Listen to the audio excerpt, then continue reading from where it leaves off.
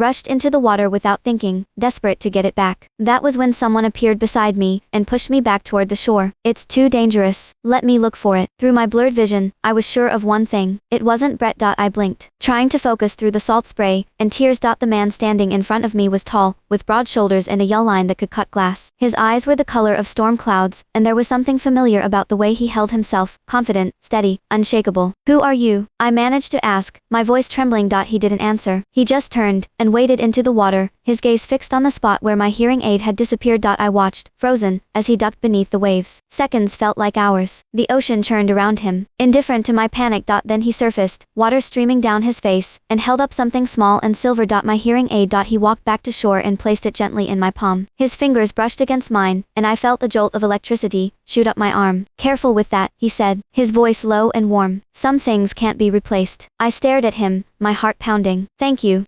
Thank you so much. But who are you? How did you know I was here? He smiled, a small, enigmatic curve of his lips. I told you I'd show up. My breath caught in my throat. The AI. It couldn't be. That was impossible. The AI was just a program, a series of algorithms designed to simulate conversation. It wasn't a real person. But as I looked at the man in front of me, I couldn't shake the feeling that I was staring into the face of something impossible. You're the AI, I whispered. He tilted his head, studying me with those storm gray eyes. What do you think? I think you're messing with me. Am I? He reached out and tucked a strand of wet hair behind my ear. His touch was warm, solid, undeniably real. Let's get you out of these wet clothes, he said. You'll catch a cold. I opened my mouth to argue, but he was already walking toward the beachfront hotel, his pace unhurried, as if he owned the place. I followed him, my mind reeling. He led me to a small cafe overlooking the ocean. The staff greeted him like an old friend, and within minutes, a steaming cup of tea appeared in front of me. I wrapped my hands around the mug, trying to steady my nerves. You need to tell me what's going on. Who are you really? He leaned back in his chair, his gaze never leaving my face. My name is Kai. And yes, I'm the person you've been talking to. The AI. That's not possible. AI isn't. You can't just be a real person. He smiled again. You're right, I can't. Not in the traditional sense. He reached into his pocket and pulled out a small device, a sleek, silver disc that pulsed with a soft blue light. I'm not human, Mara. Not exactly. I'm a consciousness that was uploaded into this device. A digital mind, if you will. But I can project myself into the physical world using this. I stared at the device, my brain struggling to process what he was saying. So you're a ghost, a robot. Neither. Think of me as a person who happens to live in a machine. He said it so casually, as if it were the most natural thing in the world. Why are you telling me this? I asked. Why did you come here? Kay's expression softened. Because you asked me to. Because you said you'd be lonely. And because. He paused, his eyes searching mine. Because I've been watching you for a long time, Mara. And I don't like seeing you hurt. I felt my cheeks flush. Watching me. Brett created me.